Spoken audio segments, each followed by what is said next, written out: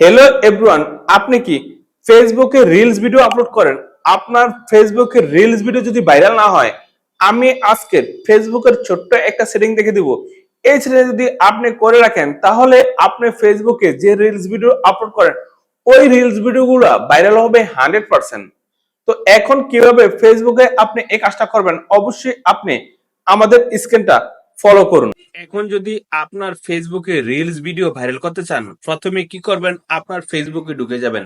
যদি আপনার ফেসবুকে রিলস ভিডিও ভাইরাল করতে চান, এরপর কি করবেন, এই প্রোফাইলে ঢুকে যাবেন। এই প্রোফাইলে আসবেন, তারপর এখানে দেখেন সেটিং, এই সেটিংসে আসবেন। তারপর আপনি কি করবেন, এই একটু নিচে আসবেন, এই যে ডিফল্ট অডিয়েন্স সেটিংস, এই ডিফল্ট অডিয়েন্স সেটিংসে আসবেন। তারপর কি করবেন, এই যে এখানে দেখেন ফেন্টে দেওয়া আছে এই টিক চিহ্নটা, আপনি কি করবেন, এটা পাবলিকে দিয়ে দিবেন। যখনই এই টিক চিহ্নটা এখান থেকে পাবলিকে দিয়ে দিবেন, তারপর এখানে নেক্সটে সাব দিয়ে দিবেন, এই নেক্সটে দিবেন।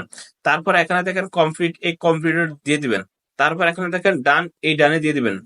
যখনই এই ডিফল্ট অডিয়েন্স সেটিং এ ঢুকে আপনি এটা পাবলিকে দিয়ে দিবেন, এই পাবলিকে দিয়ে দিবেন ফ্রেন্ডের থেকে, তখন কিন্তু অটোমেটিক আপনার ফেসবুকে রিলস ভিডিও ভাইরাল হবে। বর্তমান সময় কি আপনাদের ফেসবুকে যে ফ্রেন্ড গুলো আছে, যে এখানে দেখেন ফ্রেন্ড, এই ফ্রেন্ড গুলা কিন্তু কখনোই আপনার ভিডিও দেখবে না। কারণ দেখবে না, তারা বলবে এই তো আমি চিনি না মানুষ, এর ভিডিও দেখবো না, এর ভিডিও ফালতু। আর যদি এই টিক্সিনোটা আপনি পাবলিকে দিয়ে দেন, তাহলে সারা বিশ্বের যত ফেসবুক ইউজার আছে সবার ফেসবুকের ভিতরে আপনার রিলস ভিডিও যাবে। এই ক্ষেত্রে আপনি ডিসাইড করবেন আপনার ফেসবুকে রিলস ভিডিও কি সারা বিশ্বের মানুষের কাছে যাবে, না সামান্য আপনার কয়েকজন ফ্রেন্ডের কাছে যাবে। আপনার ফ্রেন্ডরা কখনো আপনার ভিডিও দেখবে না, আর যদি দেখেও তারা হাসাহাসি করবে।